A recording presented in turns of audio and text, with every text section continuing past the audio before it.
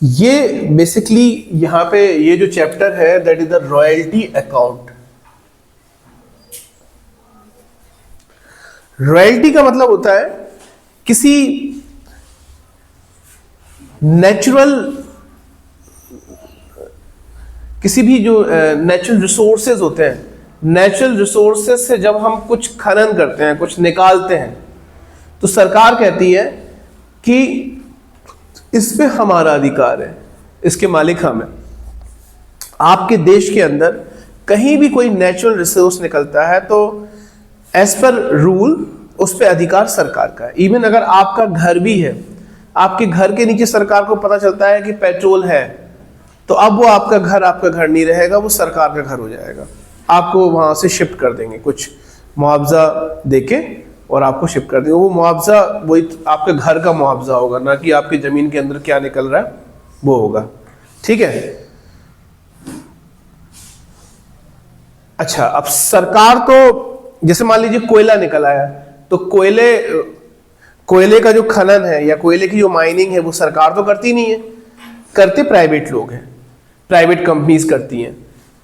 तो private companies वो mining जब करती हैं उससे पैसे कमाती है, सरकार कहती है तुम भी पैसे कमाओ और हमें भी पैसे दो। तो ये जो माइनिंग करने वाले लोग हैं, ये जो सरकार को माइनिंग करने के बदले में जो पैसे देते हैं उसको रॉयल्टी हम लोग कहते हैं यहाँ पे, उसी के हम लोग अकाउंट से यहाँ पे करेंगे। रॉयल्टी को ऐसे समझ लीजिए जैसे एक आपने सुना होगा वर्ड कॉपीराइट, है ना। ये इससे आपको बेटर समझ में आ जाएगी बात मेरी क्या है। मान लीजिए निधि ने एक बुक लिखी, प्रिंसिपल ऑफ अकाउंट, निधि ने एक बुक लिखी प्रिंसिपल ऑफ अकाउंट। बहुत मेहनत की, एक साल की पूरी रिगरस मेहनत थी, क्वेश्चंस बनाए, क्वेश्चंस को प्रूव किया, सब करके उन्होंने एक बुक लिखी। ठीक है। और इसके बाद अब चूंकि इन्होंने बुक लिखी है तो ऑब्वियसली अब इनको इससे पैसा कमाना है। अब ये बुक जो है ये बेचने का काम या पब्लिश करने का काम कौन करते हैं? पब्लिशर्स करते हैं। निधि तो अपना इसको पब्लिश करके बेचेगी नहीं, पब्लिशर्स होते हैं फेमस। जैसे अगर टी.एस. ग्रेवाल देखना है तो लिखी है बुक टी.एस. ग्रेवाल ने है, लेकिन इसका पब्लिशर है सुल्तान चांद। अब सुल्तान चांद की तो बहुत सारी किताबें आती है, बहुत सारे राइटर्स की बुक्स आती हैं। तो निधि अगर मान लीजिए सुल्तान चांद से कहे कि हमारी ये प्रिंसिपल ऑफ अकाउंट, इसको आप पब्लिश कराइए, तो सुल्तान चांद कहेंगे कि ऐसा है कि हर किताब बेचने का आपको हम 50 रुपए देंगे, एक किताब बिकेगी 50 रुपीज हम आपको देंगे। ये जो आपको पैसा मिल रहा है दैट इज द कॉपीराइट, इसको रॉयल्टी भी कह सकते हो। ठीक है, ये कॉपीराइट पैसा आपको मिलेगा। एक बात इसमें और है कि सुल्तान चांद बहुत सारी किताबें बिकवा रहे हैं। हो सकता है कि तुम्हारी नई किताब है उस पर ध्यान ही ना दे, तो तुम्हारी किताब मान लीजिए अगर उस साल केवल 1000 पीस बिके हैं तो बस तुम्हें 50,000 रुपये ही मिलेंगे। तो 50,000 रुपये में तुम्हारा घर कैसे चलेगा? तो ऐसी कंडीशन में तुम अपने इंटरेस्ट प्रोटेक्ट करने के लिए सुल्तान चांद से ये भी कह सकती हो कि देखो तुम्हारी एक किताब बिके चाहे 1000 बिके, हमें एक मिनिमम रेंट तो चाहिए ही चाहिए। उन्हें कितना है? कम से कम 5 लाख रुपया तो हमें साल का आपसे चाहिए है मिनिमम का। इसके बाद मान लीजिए किसी साल आपने 1 लाख किताबें बेच दी हमारी, तो उस हिसाब से हमारा बन रहा है 50 लाख।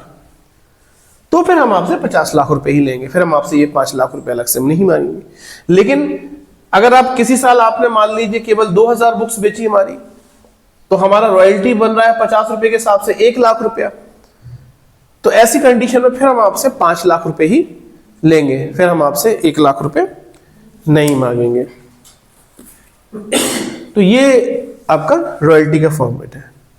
अब जो माइनर है, मतलब ऐसा व्यक्ति जो कि माइनिंग कर रहा है, जिसने सरकार से रॉयल्टी ली है, वो अपनी अकाउंट बुक में इनकी एंट्री कैसे करेगा, ये आपको अब सीखना है। तो जब भी आप इसकी अकाउंटिंग बुक बनाएंगे, अकाउंटिंग करेंगे, तो आपको एक एनालिटिकल टेबल बनानी होती है।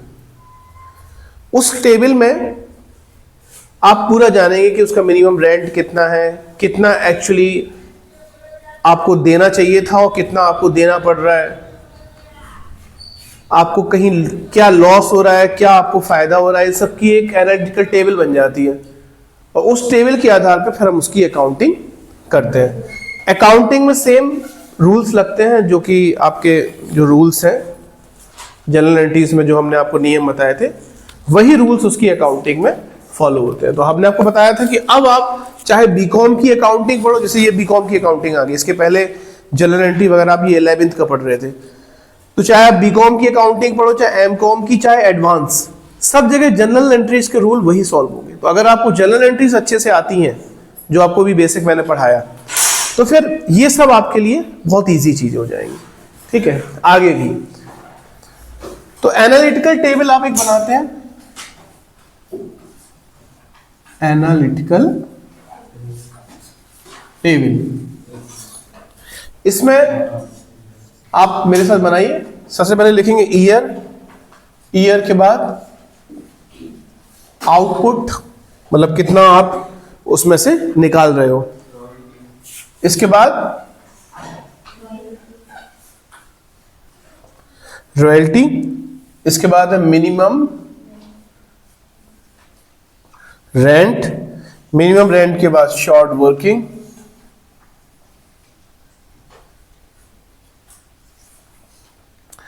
शॉर्ट वर्किंग के बाद सरप्लस, सरप्लस के बाद शॉर्ट वर्किंग रिकूप्ड,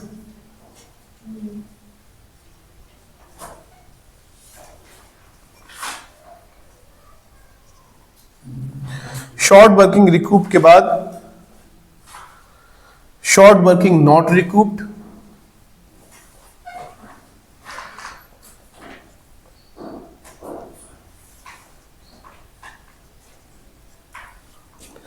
और अमाउंट पेड टू लैंडलॉर्ड।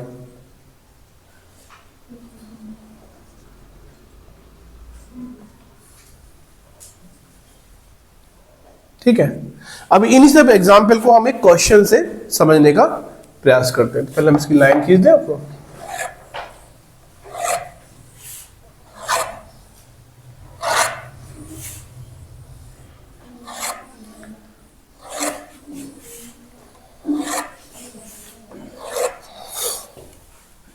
इन्हीं चीज को हम अब एक क्वेश्चन समझते हैं। क्वेश्चन है, a company took a lease of colliery, मतलब एक कोयले की जो खान है, ठीक है, ऑन 1 अप्रैल 2007। ठीक है, 1 अप्रैल 2007 को वो एक कोयले की खान क्या लेती है, लीज पे लेती है। ठीक है, आपने लीज पे ले ली at a minimum rent of 20,000 rupees.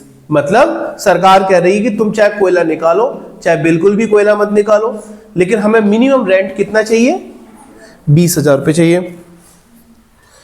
साथ में सरकार कह रही है मर्जिंग इनटू अ रॉयल्टी 2 पर टन। इसके अलावा सरकार कह रही है कि जितना भी आप उसमें से कोयला निकालेंगे, आप 1 टन पे हमें 2 रुपए देंगे। 1 टन कोयला निकालेंगे, आप हमें कितना रुपए देंगे रॉयल्टी का, 2 रुपए देंगे। With power to recoup short working. यहां पे कंपनी आपको एक पावर दे रही है कि किसी साल आपको लॉस हो जाए, मान लीजिए आपने उस साल कोयला निकाला ही नहीं, इसके बावजूद भी सरकार आपसे कह रही है कि आपको मिनिमम रेंट 20,000 देना है। जैसे मान लीजिए किसी साल आपकी रॉयल्टी हो रही है केवल 10,000 रुपए, लेकिन आपको देना पड़ रहा है 20,000, तो ऐसी कंडीशन में आपको 10,000 का लॉस हो गया। तो सरकार कह रही है कि अगली साल अगर आपको सरप्लस हो जाए किसी साल, मतलब मिनिमम रेंट आपका आ रहा है 20,000 और आपको देने पड़ रहे हैं 25,000 रुपए, तो आप उस लॉस को इस लॉस से सेट ऑफ कर सकते हो। फिर आप मतलब वो 5,000 रुपए आपने उसमें से माइनस कर दी, अब आपको केवल 20,000 रुपए रेंट देने हैं। वो कहेगा 25,000 क्यों नहीं देना, मतलब पिछली बार हमें 5,000 का लॉस हो गया था, तो वो 5,000 रुपए हमने यहां पर एडजस्ट कर दिए। ठीक है, तो आप सरप्लस से भी एडजस्ट कर सकते हो, उसको बोलते हैं रिकूप करना। कई जगह पे रिकूप का अधिकार मिलता है, कई जगह पे रिकूप का अधिकार नहीं मिलता है। क्वेश्चन में लिखा होगा कि रिकूप कर सकते हैं या रिकूप नहीं कर सकते हैं, ये क्वेश्चन में लिखा होगा आपके। ठीक है, आगे लिख रहे हैं ये कि the output of the colliery for the first 4 years was 6,000 ton, 10,000, 11,000 and 12,500 ton. तो सबसे पहले आप लिखेंगे ईयर, तो ये आपका शुरू हुआ 2007 एंड 8, फिर 2008 एंड 9, 2009 एंड 10 एंड 2010 एंड 11। ठीक है, सबसे पहले ये। अब इस साल आउटपुट क्या क्या हुआ? पहले साल आउटपुट हुआ आपका 6,000 रुपीज, फिर हुआ 10,000 रुपीज, फिर हुआ 11,500 रुपीज, और इसके बाद हुआ 12,500 रुपीज। ठीक है, अब 2 रुपया पर टन आपको देना है रॉयल्टी। तो 6,000 टन की रॉयल्टी कितनी हो गई 2 रुपए के हिसाब से? 12,000 रुपए। 10,000 टन की कितनी हो गई 2 रुपए के हिसाब से? 20,000। इसका 23,000 और इसका 25,000 रुपए। ये इनकी रॉयल्टी आ रही है। मिनिमम रेंट कितना कह रही है सरकार? 20,000 रुपए की। भाई 20,000 रुपए तो आपको देना ही देना है।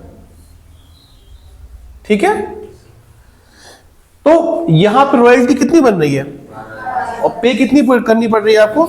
इसका मतलब 8,000 रुपए की आपकी क्या हो गई? Short working. बाकी यहां पे 20 आ रही है और 20 ही देना पड़ रहा है, तो कोई शॉर्ट वर्किंग नहीं है। यहां भी कोई शॉर्ट वर्किंग नहीं है और यहां भी कोई शॉर्ट वर्क नहीं है। लेकिन अब यहां पे सरप्लस हो रहा है, आपको देनी पड़ रही है कितनी? 23,000, और है कितनी? यानी कि 3,000 का क्या हो रहा है? सरप्लस। और यहां पे 25,000 है, देनी कितनी पड़ रही है? मतलब देनी 25,000 आपकी रॉयल्टी आई है, मिनिमम कितना है? 20। तो मतलब आपको 5,000 का एक्स्ट्रा देना पड़ रहा है। अब आगे लिख रहे हैं कि ये 3 साल तक अपने जो लॉस है उसको सेट ऑफ कर सकते हैं। तो लॉस तो इनको यहां आया है, तो 3 साल मतलब 1, 2, 3, ये 3,000 इनका यहां से हो जाएगा। ठीक है, तो 3,000 रुपए का लॉस, कुल लॉस तो इनको हो रहा है 8,000 का, लेकिन यहां पे इनको देने पड़ रहे हैं कितने? 23,000 रुपए। ये कह रहे 23 मत दो, ऐसा करो 20 ही दे दो।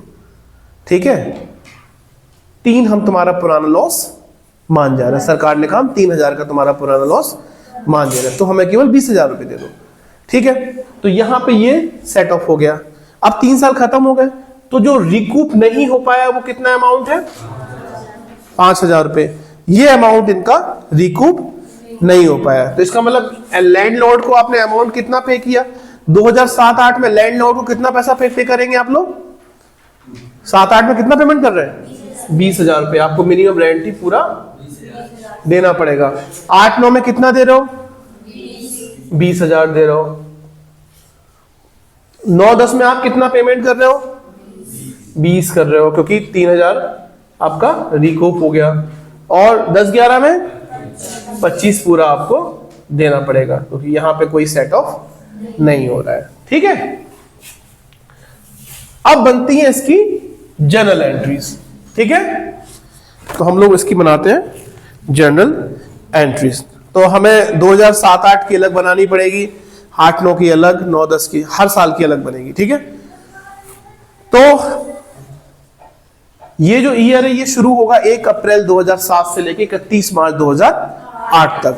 तो हमेशा at the end of the year बनानी है, यानी कि 31 मार्च 2008 को हम इसकी एंट्री बनाएंगे। तो पहली एंट्री बनेगी इसकी रॉयल्टी अकाउंट। देखो रॉयल्टी क्या है? एक्सपेंस है। रॉयल्टी क्या है? एंड एक्सपेंस इज ऑलवेज, देखो यहां पे जनरल एंट्री पूरी आपका जो रूल्स है वही लागू हो रहे हैं।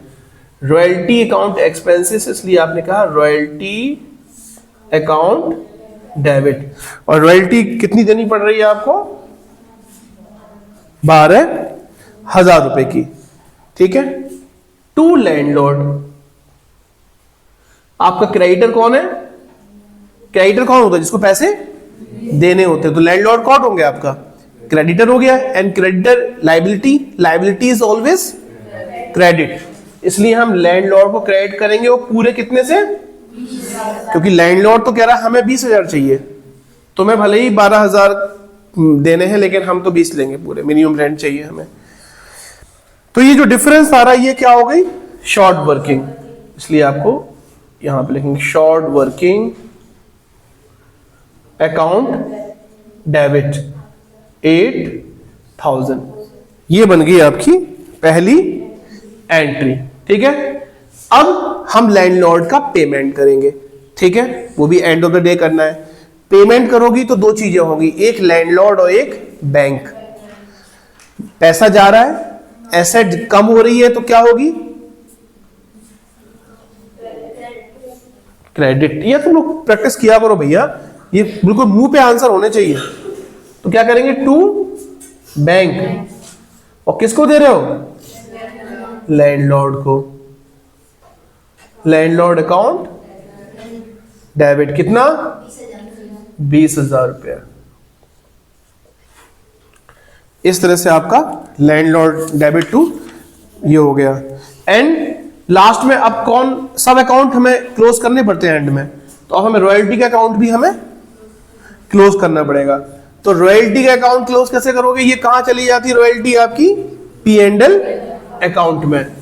तो अभी रॉयल्टी डेबिट है, इसको क्लोज करोगे तो क्रेडिट हो जाएगी, तो आप लिखेंगे टू रॉयल्टी, और डेबिट किसको करेंगे अपन लोग? P&L अकाउंट को। तो आप लिखेंगे P&L account debit to royalty, और कितना? 12,000। हाँ, अभी अपना अकाउंट सिर्फ ये जिंदा है, शॉर्ट वर्किंग अकाउंट, तो अभी ये जिंदा रहेगा। जब ये इसको सेटअप करेंगे तब इसको मारेंगे अपन लोग, ठीक है, या तब इसको क्लोज करेंगे। ठीक है, यहां समझ में आ गया आपको अच्छे से कि नहीं आया? आ गया। अब दूसरे साल की एंट्री करें।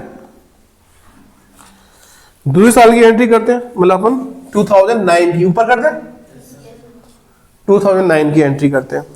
तो फिर से आ जाइए वही रॉयल्टी अकाउंट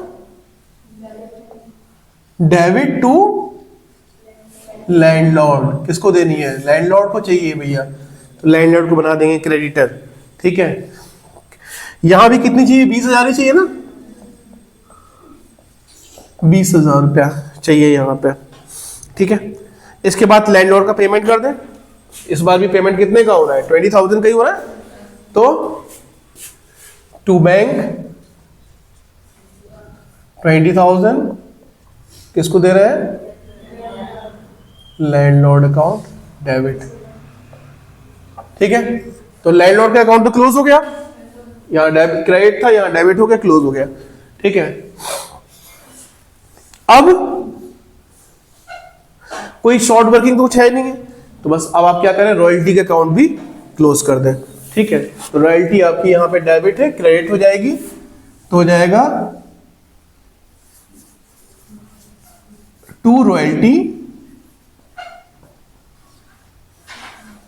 और किससे करेंगे? P&L अकाउंट डेबिट, और ये कितना हो जाएगा आपका? 20,000 रुपीज। यहां तो समझ में आ गया आपको अच्छे से? तो इसको मिटा दो फिर मैं, या आपका हो तो एनालिटिकल टेबल मिटा दे रहे हैं जी, नीचे वाला मिटा दे हैं। तुम लोगों के पास नोट है ना? क्योंकि अब इसकी अपन लोग आज थोड़ा सा और आगे बताएंगे, इसकी लेजर करना ही बताएंगे, है ना?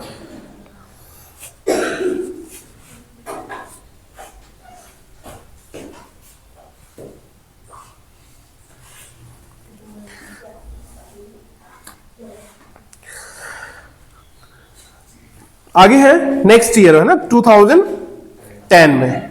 ठीक है, 2010 में फिर से करिए royalty account debit to landlord, royalty account debit to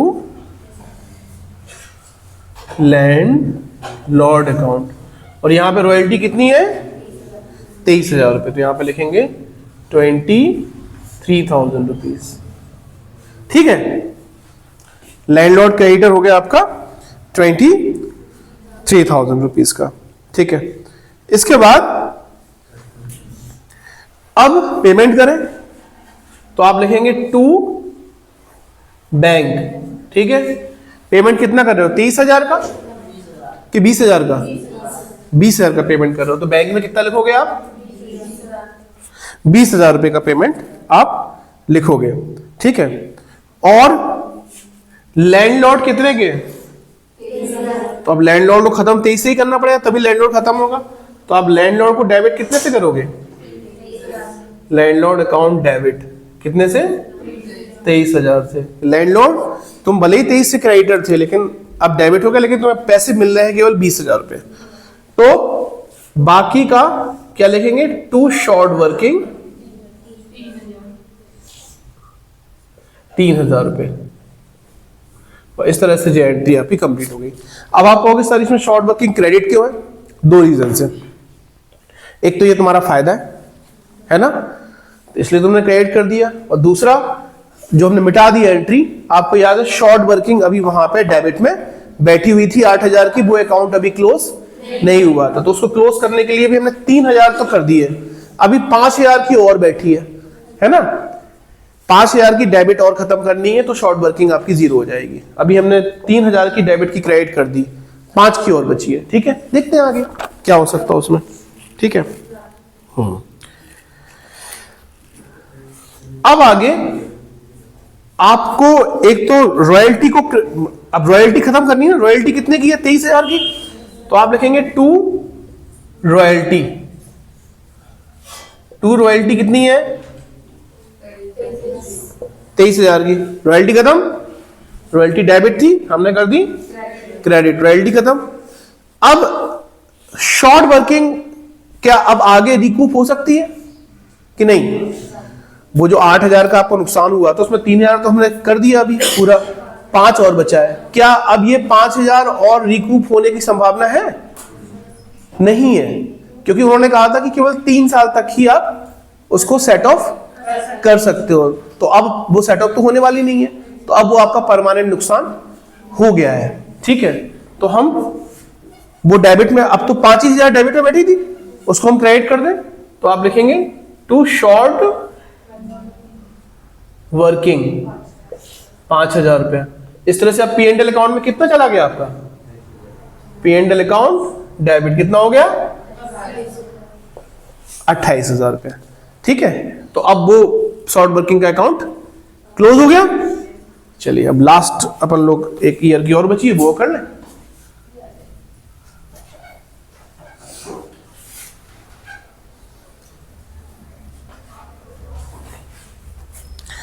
last है 2011, ठीक है। 2011 31 मार्च, ठीक है।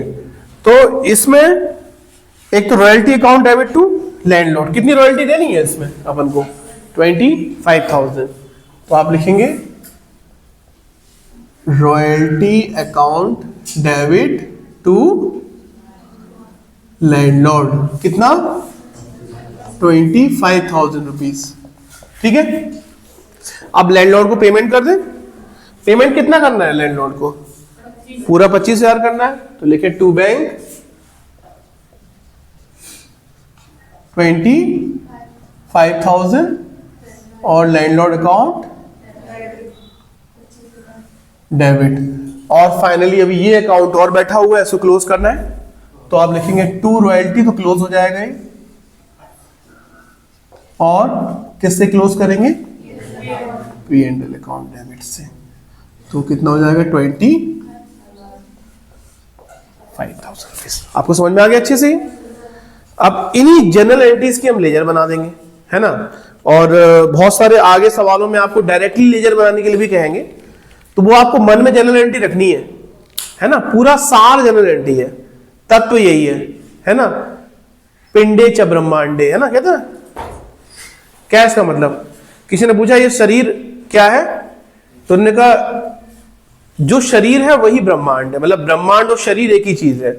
अब आप कहीं से ले लो, जैसे इस पृथ्वी पे 70% पानी है और 30% जमीन है।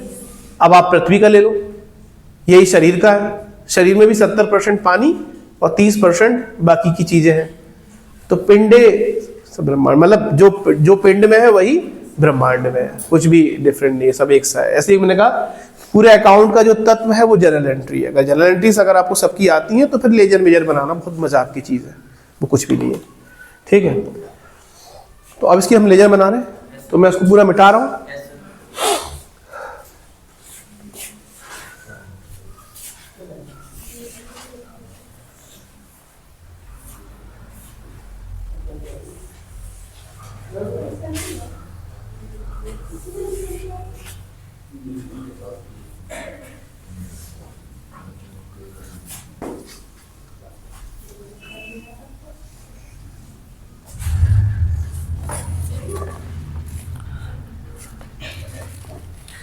तो लेजर में बेसिकली आपसे बनवाएंगे, पहले तो बनाएंगे रॉयल्टी अकाउंट। क्या बनवाएंगे? Royalty account.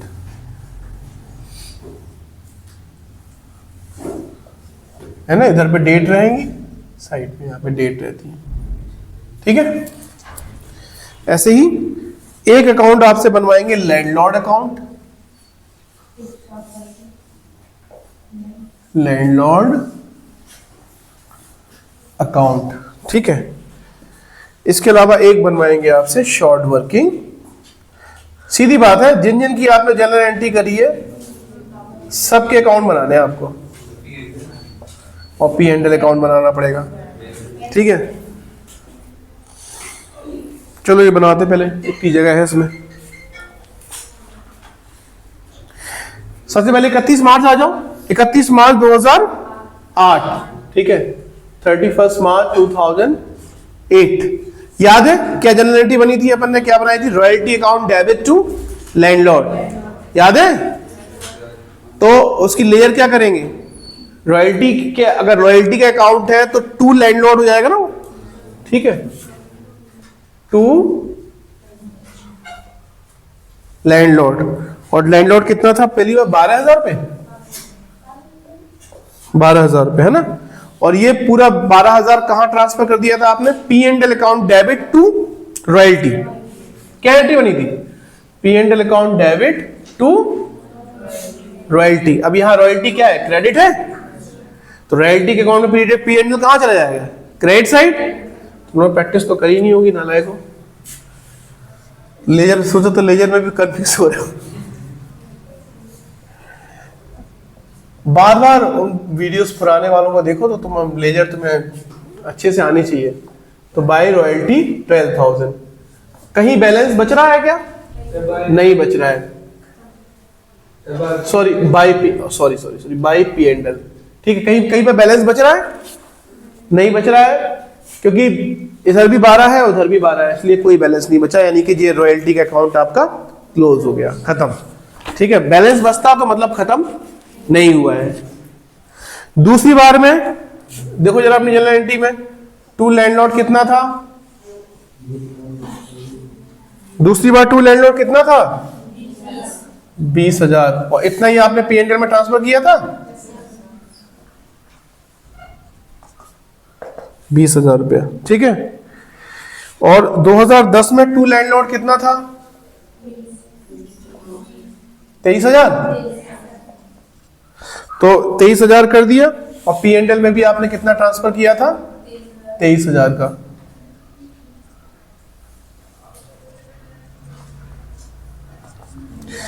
ठीक है, सेम 11 में भी लैंडलॉर्ड कितना था? 25,000 का। To landlord 25,000। और इस साल भी आपने पी एंड एल में कितना ट्रांसफर किया था? 25,000 रुपया। तो ये अकाउंट आपका बन गया। रॉयल्टी के बाद बनाएंगे अपन लैंडलॉर्ड अकाउंट। तो पहले अपन लैंडलॉर्ड को क्रेडिट कर रहे थे। क्रेडिट अपन ने पहली बार किससे किया था? रॉयल्टी से और शॉर्ट वर्किंग से, याद है? ठीक है, royalty account debit, short working account debit to landlord किया था ना। तो लैंडलॉर्ड क्रेडिट में, तो ये दोनों कहां चले जाएंगे? क्रेडिट में। तो आप लिखेंगे बाई रॉयल्टी और बाई शॉर्ट वर्किंग। कितना? 12,000 रुपए। और कुछ नहीं कर रहे हम, सिर्फ लेजर पोस्टिंग कर रहे हैं। अगर आपने उसकी प्रैक्टिस करी होगी तो लेजर पोस्टिंग 2 मिनट का काम है। कठिन चीज थी एंट्री, है ना। फिर कई नालायकों को अगर लेजर पोस्टिंग ही नहीं आती हो तो वो जाके बैक करे और लेजर पोस्टिंग सीखे अच्छे से। ठीक है, सबसे आसान काम है लेजर पोस्ट करना। सर ये 2010 का था जो, हाँ, ये 23,000 नहीं 28,000 है PLN का। कहाँ पे? नहीं नहीं, अरे अपन रॉयल्टी अकाउंट बना रहे हैं यार, P&L नहीं बना रहे हैं। सर ये देखो साइड आपने PLN अकाउंट लिखा है, PLN अकाउंट। सुनो तो रॉयल्टी का कितना ट्रांसफर किया उसमें हमने, हम अमाउंट तो रॉयल्टी का लिखेंगे ना। जब हम लेजर पोस्टिंग करेंगे तो हम P&L, जब P&L अकाउंट बनाएंगे तो हम P&L का अमाउंट लिखेंगे। हम यहाँ पे रॉयल्टी का अकाउंट बना रहे हैं, तो रॉयल्टी का कितना है? वो जो 3,000 था, 5,000 था, वो तो आपका शॉर्ट वर्किंग नॉट रिकूप था। तो वो जो अपने प्रॉफिट एंड लॉस में ट्रांसफर किया है वो अपन ने शॉर्ट वर्किंग का पैसा ट्रांसफर किया है, वो अपन ने रॉयल्टी का थोड़ी ना किया। रॉयल्टी का तो अपन ने 23,000 ही किया है ना। इसलिए हमने रॉयल्टी अकाउंट में P&L में केवल रॉयल्टी का पैसा लिखा है ना। वो 5,000 रुपये जब अपन शॉर्ट वर्किंग अकाउंट बनाएंगे ना, वहां आएगा ये।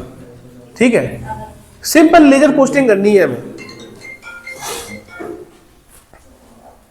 ये समझ में आ गया आपको? और फाइनली अपन ने टू बैंक कितना पेमेंट कर दिया था? 20,000 रुपए का।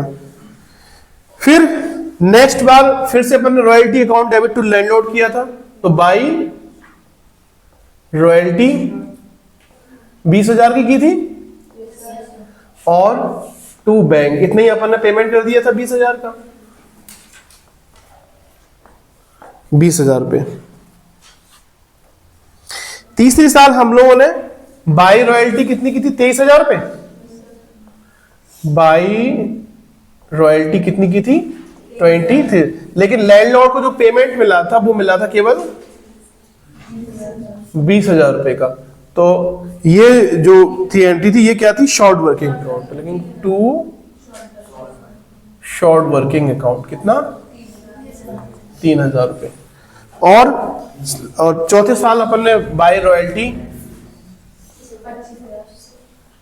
25,000 की थी और ये अपन ने पूरा पेमेंट भी कर दिया था। तो ये हो गया आपका 25,000 रुपीज।